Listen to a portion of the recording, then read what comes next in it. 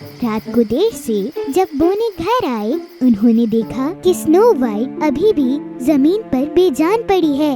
वो बहुत उदास थे और उनके दिल टुकड़े टुकड़े हो गए थे। उन्होंने एक शीशे का कॉफिन बनवाया, दुनिया की सबसे बड़ी नदी में भेज दिया ताकि सल्तनत के सारे लोगों को पता चल जाए कि स्नो वाइट अब नहीं रही। लेकिन उसने कॉफिन को खोला, उसने वो नेकलेस अपनी जेब से निकाला और स्नो वाइट को पहना दिया। खुदा हाफिज मेरी शहजादी, जहाँ रहो सितारों की तरह चमकती रहो। लेकिन तभी शहजादे ने देखा कि स्नो वाइट हिली। जो नेकलेस उसने पहनाया था वो जादुई नेकलेस था, और जैसे ही वो नेकलेस चमका, स्नो वाइट जाग उठी। जब वो जागी तो वो देख के बहुत खुश हुई कि उसके सामने एक खूबसूरत शहजादा खड़ा है।